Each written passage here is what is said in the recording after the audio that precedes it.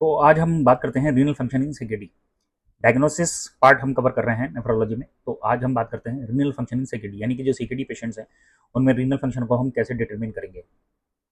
तो सबसे पहले करते हैं बात जो हमारे क्रेटिनिन बेस्ड जो जीएफआर है। तो क्रेटिनिन बेस्ड जीएफआर या ईजीएफआर जिसको बोल सकते हैं, उसमें हम स्टडी स्टेट में क्रेटिनिन लेवल को यूज करते हैं और जीएफआर हम जो है वो पता करते हैं, जिसमें दो इक्वेशन ज्यादातर यूज होती हैं। एक होती है एफडीआरडी और एक होती है सीकेडी ईपीआई इक्वेशन। इसमें हम क्या काम करते हैं कि हम इसमें क्रेटिनिन को यूज कर सकते हैं, सेक्स को यूज कर सकते हैं, एज को यूज करते हैं और रेस को यूज करते हैं, और हम इससे कैलकुलेट कर लेते हैं ईजीएफआर। बेसिकली ईजीएफआर जो होती है डिक्रीज जीएफआर में तो प्रेसाइज रिजल्ट हमें देती है, लेकिन अगर मान लीजिए जीएफआर हाई है, यानी कि ज्यादा है, higher levels of the GFR है, तो उसमें ये उतना प्रेसाइज रिजल्ट नहीं देती है। तो एक तो हो गया क्रेटिनिन बेस्ड जो होते हैं हमारे एस्टिमेटेड जीएफआर निकालने के फार्मूले। दूसरा, अगर हमें रीनल फंक्शन देखना हो सीकेडी में, तो दूसरा हमारा आता है वो है ब्लड यूरिया नाइट्रोजन। अब ब्लड यूरिया नाइट्रोजन की अगर हम बात करते हैं तो ये क्या होता है कि ये फिल्टर होता है, लेकिन पेसेबली जो है रीएब्जॉर्ब भी हो जाता है प्रोक्सिमल ट्यूब्यूल में। उसके बाद में ये क्रेटिनिन से कहीं ज्यादा बढ़ जाता है। अगर मान लीजिए वॉल्यूम डिप्लीशन जैसी कोई कंडीशन है तो उसमें ये जल्दी बढ़ जाएगा इन कंपेरिजन टू क्रेटिनिन। दूसरा, जीएफआर इंडिपेंडेंट जो है ब्लड यूरिया नाइट्रोजन इंक्रीज कर सकता है। जैसे अगर मान लीजिए जीआई ब्लीड हो रही है, कॉर्टिकोस्टेरॉइड को यूज कर रहा है, बहुत ज्यादा प्रोटीन इंटेक हो रहा है, कैटाबॉलिक स्टेट है जैसे कि बर्न वगैरह हुआ है, फीवर वगैरह हुआ है, तो उसमें ये GFR independently blood urea nitrogen का राइज हो सकता है।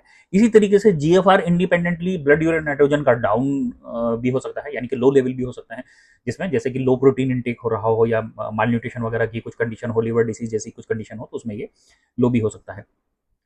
तो ये हमारा ये हो गया। अब आते हैं हम अगला जो हमारा रीनल फंक्शन देखने का जो नेक्स्ट तरीका है वो है सिस्टेटिन सी बेस्ड ईजीएफआर, यानी कि हम क्रेटिनिन को यूज ना करके सिस्टेटिन सी को यूज करें।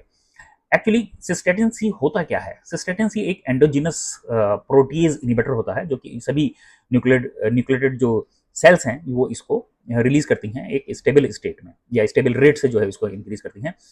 सिस्टेटिन सी यूजली क्या होता है, अगर हम सिस्टेटिन सी और क्रेटिनिन दोनों को मिलाकर अगर एक फार्मूला बनाते हैं जिसको हम बोलते हैं अल्टरनेटिव सीकेडी एपीआई इक्वेशन बोलते हैं हम उसको, अगर हम यूज करते हैं तो वो एक बहुत ही प्रिसाइज जो है वो रिजल्ट हमें देती है।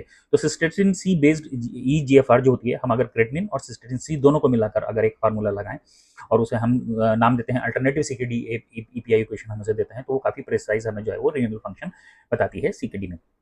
उसके बाद में हम इसकी लिमिटेशंस क्या हैं? इसकी एक्चुअली लिमिटेशंस ये हैं कि ये जो फार्मूला है इसको हम इतना ज़्यादा स्टैंडर्डाइज हमने जो है नहीं किया है जितना कि हम क्रेटिनिन को स्टैंडर्डाइज करते हैं। तो सिस्टेटिन सी उतना हम यूजली करते भी नहीं हैं।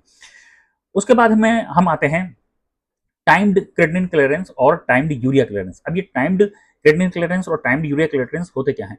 एक्चुअली टाइम्ड क्रेटिनिन क्लियरेंस यानी कि एक पर्टिकुलर टाइम में हम यूरिन को कलेक्ट करेंगे और उसके बाद में हम देखेंगे कि कितना सेक्रेशन हमारा जो है वो क्रेटिनिन का यूरिया का हो रहा है। तो इसमें हम जैसे 2 आवर 2 आवर का देख सकते हैं, 12 आवर का देख सकते हैं, या 24 आवर का देख सकते हैं। तो यूजली हम इसमें जो है ज्यादातर 24 आवर का देखते हैं।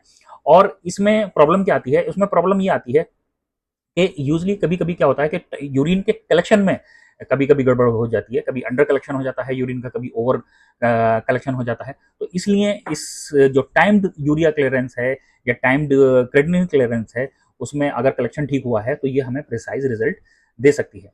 लेकिन इसमें क्या होता है कि जैसे जो क्रेटिनिन है वो सेक्रेट हो जाती है प्रोक्सिमल ट्यूब्यूल में, और जो हमारा यूरिया जो है वो रीअब्जॉर्ब हो जाता है। तो ये कभी कभी हमें जो है वो उतना एक्यूरेट रिजल्ट इससे नहीं पता लग सकता। लेकिन हाँ, अगर हम मान लीजिए कोई ऐसी पेशेंट है जिसमें हम जीएफआर डिटरमिन नहीं कर पा रहे हैं सही से, जैसे कि मान लीजिए हमें कीमोथेरेपी किसी पेशेंट को देनी है, या हमें किसी पेशेंट का जो है मान लीजिए कोई डोनर है जिसे किडनी ट्रांसप्लांट के लिए हम उसे ले रहे हैं, तो हम उसका जो है वो क्रेटिनिन टाइम्ड जो है क्रेटिनिन क्लियरेंस हम देख सकते हैं। तो ये हो गया time creatinine clearance and urea clearance.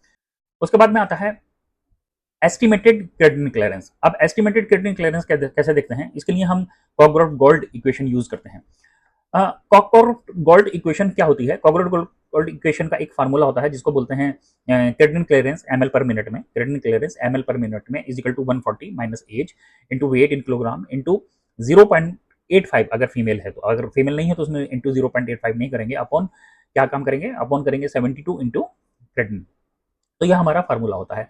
Actually ये लेस एक्यूरेट होता है अगर जीएफआर जो है वो बहुत ज़्यादा हाई है, तो ईजीएफआर के कंपैरिजन में ये जो होता है उतना एक्यूरेट नहीं होता। जो हमने ऊपर ईजीएफआर के फार्मूले देखे जैसे कि सीकेडी ईपीआई या हमने जो है वो एमडीआरडी फार्मूला देखा, तो उसके मुकाबले में ये उतना नहीं होता है। लेकिन हाँ, ड्रग की डोजिंग अगर हमें करनी है, यानी कि हमें अगर मेडिसिन देनी है और उसकी डोजिंग देनी है और हमें एक एस्टिमेटेड क्रेटिनिन क्लियरेंस देखना हो, तो फिर हम कॉकरोड गोल्ड इक्वेशन को यूज कर सकते हैं और हम ड्रग के जो डोज है उन्हें एडजस्ट कर सकते हैं। उसके बाद हमारे आता है न्यूक्लियर रीनोग्राम। ये हमारा न्यूक्लियर टेस्ट होता है।